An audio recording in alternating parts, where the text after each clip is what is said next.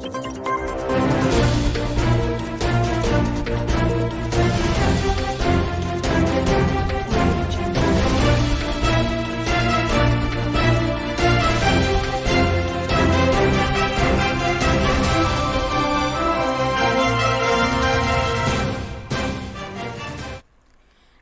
99 news के इस बिहार और झारखंड के बुलेटिन में आपका स्वागत है और इस वक्त आपके साथ मैं हूं दीपाली श्री। शुरुआत करते हैं बिहार की खबरों से। पटना में गुरुवार को पूर्व मुख्यमंत्री राबड़ी देवी की सरकारी आवास 10 सर्कुलर रोड पर तैनात सुरक्षा कर्मियों और पुलिस के बीच तू-तू मैं शुरू हो गई। आवास के बाहर भीड़ देख पहुंची सचिवालय थाना की पुलिस और सुरक्षा कर्मियों के बीच हाथापाई की नौबत आ गई। इसको लेकर काफी देर तक हंगामा होता रहा। सुरक्षा कर्मियों का कहना है कि जिन्हें सचिवालय थाने की पुलिस भीड़ बताकर हटा रही थी वे पार्टी के ही नेता हैं जो मीटिंग में भाग लेने आए थे। हालांकि पार्टी नेताओं के हस्तक्षेप के बाद मामला शांत हो गया। मधेपुरा में वाहन चेकिंग के दौरान एक प्रोफेसर को पुलिस ने पकड़ा तो सैकड़ों छात्रों ने नगर थाने में पहुंचे और जमकर उत्पात मचाने लगे। सदर थाना पहुंचकर छात्रों ने रोड़ेबाजी और पथराव करना शुरू कर दिया। पुलिसकर्मियों ने जब उन्हें पथराव करते देखा तो दल बल के साथ निकले और एक्शन मोड में आ गए। दोनों पक्षों के बीच करीब 3 घंटे तक झड़प चली। घटना में आधा दर्जन पुलिसकर्मी घायल हो गए, एक का सिर फट गया है। पुलिस ने मामले में 16 छात्रों की गिरफ्तारी की है। बिहार के आरा में किसान आंदोलन पर उतर आए हैं। NH 30 पर किसानों ने जमकर उत्पात मचाया। ट्रैक्टर ट्रॉली लगाकर यातायात बाधित कर दिया है। कारण किसान कानून नहीं, नहर का पानी है। जिस नहर से सिंचाई के लिए लंबे समय तक पानी मांगते रहे तब नहीं मिला और अब अचानक इतना पानी आ गया कि कटाव से 400 एकड़ खेत लबलब गए हैं। गेहूं, चना समेत कई रबी फसलें बर्बाद हो गई हैं। 3 दिनों तक सिंचाई विभाग के जेई से लेकर SDO तक फरियाद लगाने से कोई फायदा नहीं हुआ तो किसानों ने यह रुख अपनाया। इससे आरा मोहनिया का 110 किलोमीटर का रास्ता जहां तहां बंद है। अब पटना के जक्कनपुर में 14 साल की लड़की को घर में घुसकर मार डाला गया। जक्कनपुर के जयप्रकाश नगर में गुरुवार सुबह करीब 10 से 10:30 बजे के बीच एक लड़के ने 4 साल की बच्ची के सामने 14 साल के मैट्रिक छात्रा अंशु कुमारी को मार दिया और बच्ची के चिल्लाने पर भीड़ से जुटने से भागने लगे। अंशु की मां उसका मैट्रिक एडमिट कार्ड लाने अपने मायके नालंदा के चंडी जा रही थी। इसी दौरान इस वारदात को अंजाम दिया गया। उसके पिता भी काम पर निकल चुके थे। औरंगाबाद के शिवगंज बैदराबाद स्टेट हाईवे 68 पर गो थाना के अकौनी मोड़ के समीप गुरुवार को अकौनी मोड़ के समीप डीजल भरे टैंकर से हुई बाइक की टक्कर में पिता की मौत हो गई जबकि पुत्र गंभीर रूप से घायल हो गया। मृतक की पहचान पूर्व सैनिक रमेश यादव जबकि घायल की शैलेश यादव के रूप में की गई है। स्थानीय लोगों की मदद से शैलेश को अस्पताल भेज दिया गया। शैलेश ITBP में कार्यरत है। औरंगाबाद में महज 5 कट्ठा जमीन के लिए एक बेटे ने अपने बाप को ही लाठी डंडे से पीट कर मार डाला। आरोप है कि उसने अपनी पत्नी और ससुर के साथ मिलकर इस घटना को अंजाम दिया। घटना दाऊदनगर थाना क्षेत्र के देवई गांव की है। गुरुवार सुबह 5 कट्ठा जमीन के बंटवारे को लेकर 2 भाइयों के बीच विवाद हुआ। देखते ही देखते विवाद मारपीट में बदल गया। अपने दोनों बेटे को आपस में लड़ता देख पिता राम सिंहासन सिंह बीच बचाव करने गए। तभी बड़े बेटे की पत्नी व ससुर भी वहां पहुंच गए। तीनों ने सिंहासन सिंह को इतना पीटा कि मौके पर ही उनकी मौत हो गई। दिल्ली की तरफ बिहार में भी सड़क दुर्घटना में घायल हुए लोगों का मुफ्त में इलाज होगा।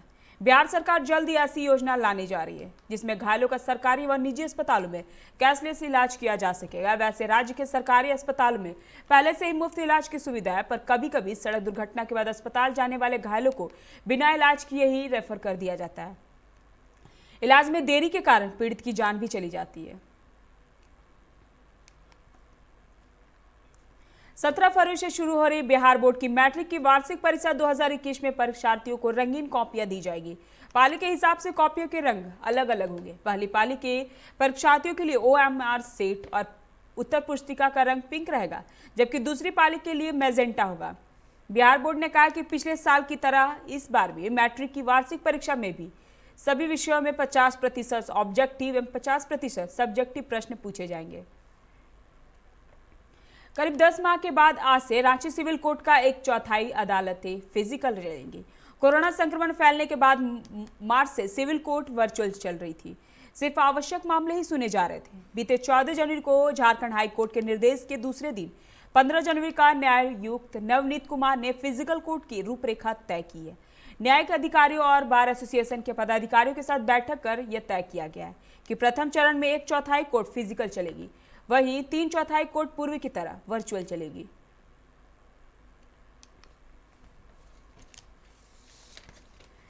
लंबे समय से बिजली का बिल बकाया रखने वाले पर ये महीना काफी भारी पड़ा। झारखंड बिजली वितरण निगम लिमिटेड ने इस महीने महज 9 दिनों में 5042 बकायेदारों का बिजली कनेक्शन काट दिया गया। विभागीय अधिकारियों का कहना है कि बकायेदारों का कनेक्शन काटने का यह अभियान लगातार जारी रहेगा। गौरतलब है कि झारखंड बिजली वितरण निगम लिमिटेड सितंबर से राजधानी में बकायेदारों का कनेक्शन काटने का अभियान चला रहा है। 11 जनवरी को 714, 12 जनवरी को 661, 13 जनवरी को 729, 15 जनवरी को 695, 16 जनवरी को 714, 18 जनवरी को 735 और 19 जनवरी को 794 उपभोक्ताओं का बिजली काट दी गई है। सीएम हेमंत सोरेन का काफिला रोकने का प्रयास व उपद्रव करने के मुख्य आरोपी भैरव सिंह की जमानत याचिका गुरुवार को निचली अदालत से खारिज हो गई है। बचाव पक्ष के अधिवक्ता अभय कुमार तिवारी ने बताया कि निचली अदालत ने जमानत खारिज होने के बाद अब न्यायिक युक्त की अदालत में अपील की जाएगी। इस मामले में भैरव सिंह ने 7 जनवरी को न्यायिक दंडाधिकारी अभिषेक प्रसाद की अदालत में खुद सरेंडर किया था। इसके बाद उसे जेल भेज दिया गया था। पुलिस ने भैरव सिंह को भीड़ को हिस्सा के लिए उकसाने, सरकारी काम में बाधा पहुंचाने, लॉकडाउन नियमों के उल्लंघन आदि का आरोपी बनाया है।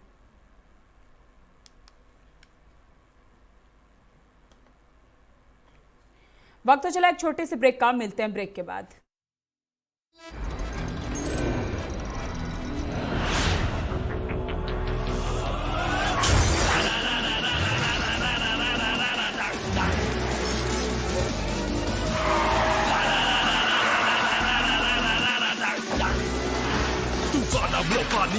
Room, I go into your song. Can you catch me? No. Can you match me? No. Make मुझे I'll burn the roads.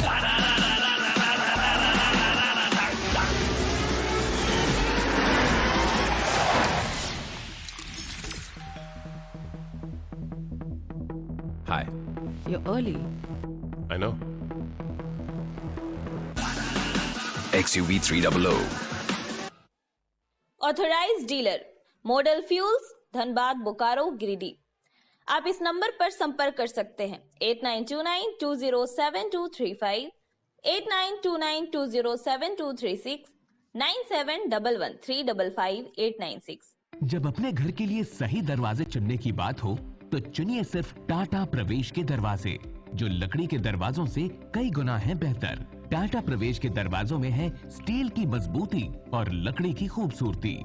Tata प्रवेश के दरवाजे फ्रेम और एक्सेसरीज के साथ फैक्ट्री में तैयार किए जाते हैं। लकड़ी के दरवाजे बनाने के लिए बहुत से लोगों से संपर्क करना पड़ता है, जो कि इस समय नुकसानदायक हो सकता है। लकड़ी के दरवाजों को लगाने में 8 चरणों से गुजरना और 6 प्रकार के लोगों के संपर्क में आना होता है, जबकि टाटा प्रवेश के दरवाजों का इंस्टॉलेशन केवल 2 चरणों में हो जाता है। बस अपना दरवाजा चुनें, उसका आकार नापें और नो टच डिलीवरी पाएं। इसे हमारी प्रशिक्षित इंस्टॉलेशन टीम द्वारा लगाया जाता है, जो सैनिटाइजेशन प्रोटोकॉल्स का ख्याल रखती है। टाटा प्रवेश के दरवाजे लकड़ी के दरवाजों से कई गुना मजबूत होते हैं और आपके परिवार को सुरक्षित रखते हैं। स्टील के बने होने के कारण इन दरवाजों में स्वाभाविक रूप से न तो दीमक लगता है और न ही इनमें आग पकड़ने का डर होता है। टाटा प्रवेश के दरवाजे मेंटेनेंस फ्री और वेदर प्रूफ होते हैं। सामान्य लकड़ी के दरवाजों की तरह ये न तो सिकुड़ते फैलते हैं और न ही इनमें दरार आती है। लकड़ी के दरवाजों की गुणवत्ता और उनका टिकाऊपन प्रमाणित नहीं होता, जबकि टाटा प्रवेश के दरवाजे उम्दा फिनिश, कई डिजाइन के और 5 वर्षों की वारंटी के साथ आते हैं। एक बात और, लकड़ी के दरवाजों के लिए जंगलों की कटाई होती है, वहीं दूसरी ओर टाटा प्रवेश के दरवाजे पेड़ों को कटने से बचाते हैं तथा ये 100% रिसाइक्लेबल होते हैं। अब ये आप पर है कि आप अपने घर में कौन सा दरवाजा लगाना चाहते हैं। बेस्ट चुनिए, टाटा प्रवेश के दरवाजों और खिड़कियों को चुनिए।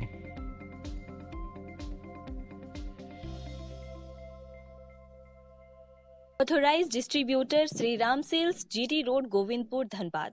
आप इस नंबर पर संपर्क कर सकते हैं 7004709213, 9534400091।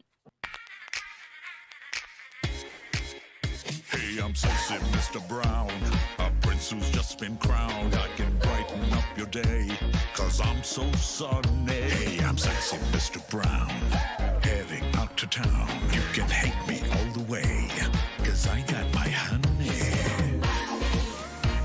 And that's not funny, my honey. Makes me sing all night. Yeah.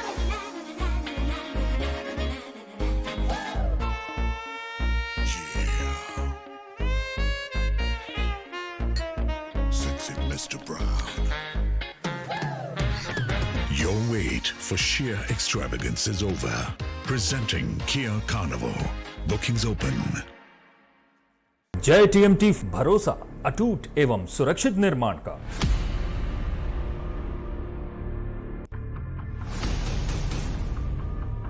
भरोसा अटूट एवं सुरक्षित निर्माण का जय टीएमटी 500D। ब्रेक के बाद आपका स्वागत है। रुक करते हैं अगली खबर की ओर। झारखंड सरकार ने जेपीएससी को एक साथ 4 सिविल सेवा परीक्षा नई नियमावली के साथ लेने के लिए मंजूरी दे दी है। कार्मिक व प्रशासनिक विभाग ने आयोग को 7वीं, 8वीं और 9वीं, 10वीं की परीक्षा एक साथ लेने के लिए विज्ञापन जारी करने की स्वीकृति दी है।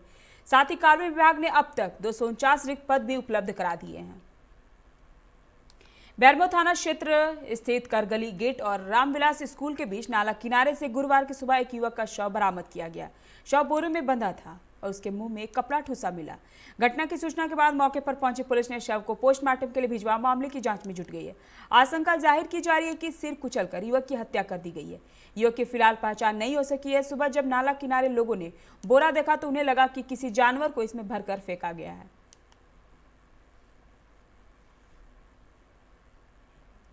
धनबाद के बीबीएमके यूनिवर्सिटी में एनएसयूआई छात्र संघ ने आज 3rd सेमेस्टर के छात्रों का रिजल्ट पेंडिंग करने के विरोध में यूनिवर्सिटी के मुख्य द्वार पर तालाबंदी कर धरने पर बैठ गए, जिससे अन्य छात्रों और प्रोफेसरों को काफी परेशानी झेलनी पड़ी। छात्र संघ के आमिर हाशमी ने मीडिया को बताया कि बीबीएमके यूनिवर्सिटी में छात्रों के भविष्य के साथ खिलवाड़ कर रहे हैं, जिसे छात्र संघ बर्दाश्त नहीं करेगी। यूनिवर्सिटी को 4th सेमेस्टर का परीक्षा कल से है, जबकि अभी तक यूनिवर्सिटी 3rd सेमेस्टर के छात्रों का रिजल्ट पेंडिंग रखे हैं। ऐसे में वह छात्र 4th सेमेस्टर में कैसे प्रवेश करेंगे?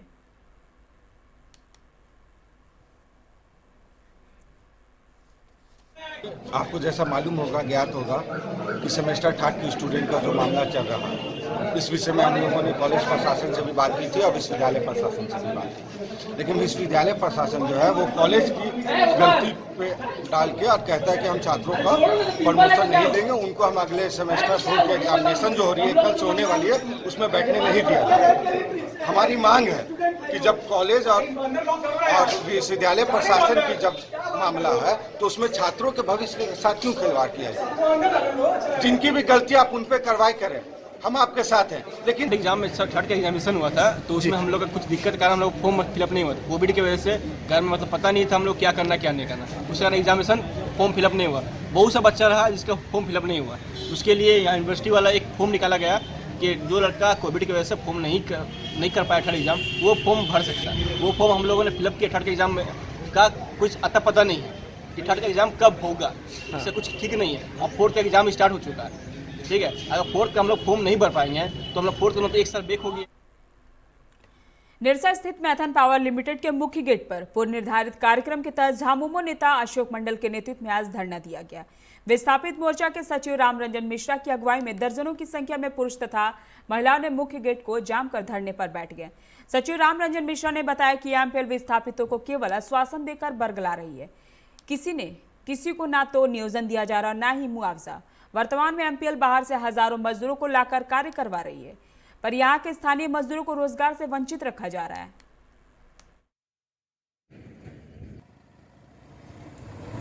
पूरा जिम्मेवारी एमपीएल भवन दल का है। हम लोग के एक ही मुद्दा है, शेष बचे सारे विस्थापितों को नियोजन देना और उसके साथ हमारे स्थानीयों को भी नियोजन में अग्राधिकार देना। आप लोग पूर्व में भी कई बार इस तरह का धरना प्रदर्शन करते, आश्वासन लगातार मिलता है एमपीएल प्रबंधन से, क्या होता है कि फिर से आप लोग को दोबारा बैठना पड़ता है? एक तो हम लोग इस प्लांट को अपना माँ समझते हैं, जमीन देके ही हमारा मातृभूमि है। हम लोग भी नहीं चाहते हैं कि प्लांट डिस्टर्ब हो। धनबाद के रणधीर वर्मा चौक पर श्री राम सेना के बैनर तले बॉलीवुड फिल्म तांडव के निर्देशक और अभिनेता सैफ अली खान का पुतला दहन किया गया। श्री राम सेना के उपाध्यक्ष उदय प्रताप सिंह ने मीडिया को बताया कि इस तरह का फिल्म में देवी देवताओं का अपमान श्री राम सेना कतई बर्दाश्त नहीं करेगी और उनका पूर्ण विरोध करती है। कहा तत्काल इस तांडव फिल्म पर अविलंब प्रतिबंध लगाना चाहिए और ऐसे लोगों को फांसी की सजा मिलनी चाहिए।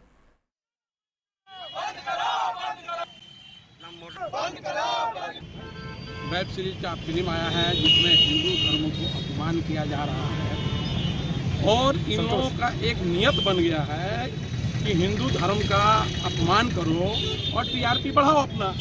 तो श्री राम सेना इसका कतई बर्दाश्त विरोध करती है और ये कतई बर्दाश्त नहीं करेगी कि हिंदू के धर्म पर ठेस पहुंचे और हम लोग हाथ पर हाथ धर कर बैठेंगे। ये कभी होने जा नहीं रहा। सर्वप्रथम ये है कि श्री राम सेना किसी भी कार्यक्रम में अपना हिस्सेदारी बाखूबी निभाएगी और निभाती है। आज आप देख लीजिए, ये टीआरपी बढ़ाने के मामला में ये सैफ अली है, इसका डायरेक्टर है, इसका निर्देशक है, निर्माता निर्देशक है। इसके ऊपर हम लोग जाकर आज धनबाद थाना में शाम को 4:30 बजे एफआईआर भी करने जा रहे हैं। बागमारा के रामक नाली कोयला खदान में 15 की संख्या में आए अपराधियों ने बीती रात सुरक्षा कर्मियों को हथियार के बल पर बंधक बनाकर केबल की लूट की है। बताया जाता है कि अपराधियों ने पहले कर्मियों को बंधक बनाया, फिर ताला तोड़कर खदान में दाखिल हो गए। इसके बाद लगभग 200 फीट केबल काटकर ले भागे। इस केबल लूट से कंपनी को लाखों रुपए का नुकसान हुआ है। इस घटना के बाद से यहां कार्य श्रमिकों में दहशत का माहौल है। घटना की सूचना पुलिस को दे दी गई है। पुलिस पूरे मामले की जांच कर रही है।